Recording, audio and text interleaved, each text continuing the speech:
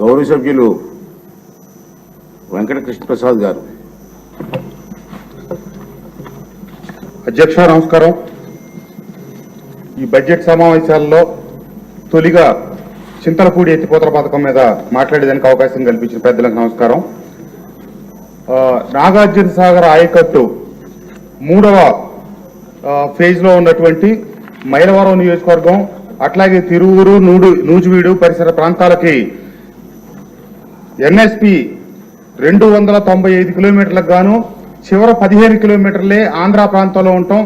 మిగిలిన 280 కిలోమీటర్లు తెలంగాణ ప్రాంతంలో ఉన్నందువల్ల చివరి ఆయకట్టు భూములకి నీరు వచ్చే పరిస్థితి లేక రైతాంగం ఇబ్బంది పడతా ఉంటే తాగునీటికి సాగునీటికి గౌరవ ముఖ్యమంత్రి చంద్రబాబు నాయుడు గారు ఆ రోజు 2014-19 మధ్యలో ఈ విషయాన్ని గుర్తించి ఎప్పుడో ప్రారంభమైనటువంటి 2019 ప్రాంతంలో ప్రారంభమైనటువంటి చింతలపూడి ఎత్తిపోతల పథకాన్ని విస్తృతపరిచి తొలుత దీన్ని 2 లక్షల ఎకరాల కొత్త ఆయకట్టుని సృష్టించడం కోసం ఏర్పాటు చేసిన ఈ ప్రాజెక్ట్ ని తర్వాత చంద్రబాబు నాయుడు గారి దూరదృష్టితో ఏమైతే సాగరు ఎడమ కాలువ కింద ఉన్నటువంటి చివరి ప్రాంతాలకి ఆయకట్టుకు 3వ ఫేజ్ లో ఉన్నటువంటి భూములకు నీరు అందట్లేదని చెప్పి కొత్తగా దీని ఆయకట్టుని పెంచి కొత్తగా 2,80,000 ఎకరాలు ఏవైతే సాగర్ చివరి భూములు ఉన్నాయో పశ్చిమ గోదావరి అలాగే ఏలూరు కృష్ణా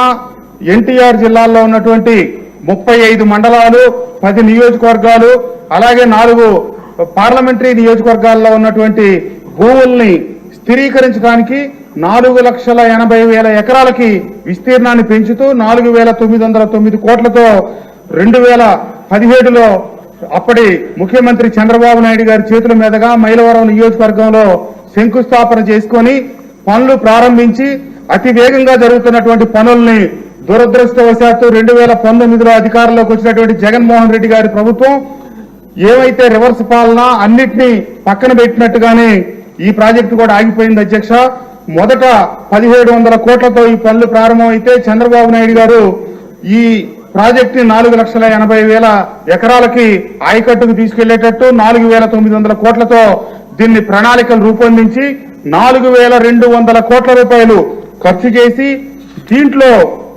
4,013 ఎకరాల భూములు సేకరించవలసి ఉంటే దాదాపుగా 3,325 ఎకరాల భూములు సేకరించి వాటికి రైతులకి చెల్లింపులు చేయడం పూర్తయింది. అధ్యక్ష, దీంట్లో కేవలం 688 ఎకరాలు ఇంకా భూములు సేకరించాల్సింది.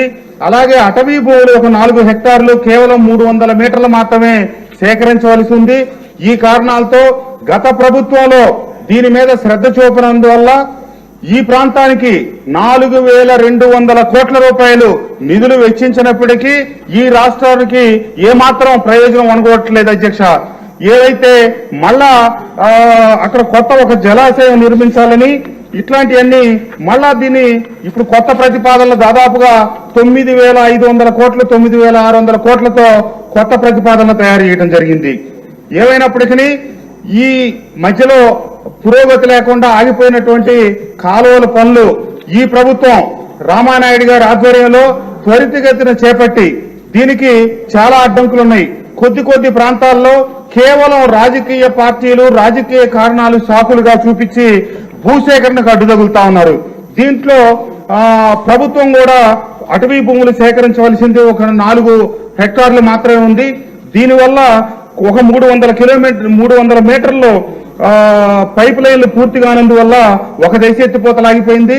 అంతేకాకుండా తాడిపూడి దగ్గర ఏర్పాటు చేసినటువంటి మొదటి దశ రెండో దశల దగ్గర మోటార్లన్నీ పెట్టడం వాటిని విద్యుత్ స్టేషన్లు పెద్ద స్టేషన్లు ఏర్పాటు చేయటం ఇప్పటికి దాదాపుగా 4-5 సంవత్సరాలు పైబడి 6 సంవత్సరాలు అవుతా ఉంది. ఇన్ని మోటార్లు పెట్టి 18 మోటార్లు పెట్టి భారతదేశంలో అత్యంత కెపాసిటీతో ఏర్పాటు చేసిన మోటార్లు సబ్స్టేషన్లు అన్ని కూడా నిరుపయోగంగా పడి ఉన్నాయి.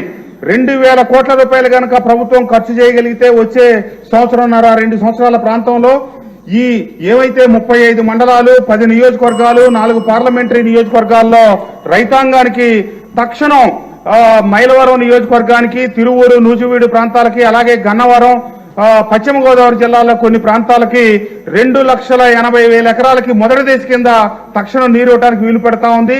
ఇంకా ప్రాజెక్టు 1700 కోట్లతో మొదలైంది 4900 కోట్లు, 4900 కోట్లది ఇప్పుడు 9500 కోట్లు ఇలా ఎగబాకుతా ఉంది. కాబట్టి దయచేసి మంత్రి గారు దీన్ని ప్రాధాన్యత దృష్టిలో పెట్టుకొని ఈ ప్రాజెక్టు త్వరితగతిన పూర్తి చేసి 4,80,000 ఎకరాలు సాగు భూమికే కాకుండా 29 లక్షల మంది జనాభాకి తాగునీటిని కూడా అందించే ఈ ప్రాజెక్ట్ ని త్వరితగతిన పూర్తి చేయాలని చెప్పి మంత్రి గారిని సభాముఖంగా కోరుకుంటూ ఈ అవకాశం కల్పించినందుకు ధన్యవాదాలు తెలియజేస్తా ఉన్నాను అధ్యక్ష.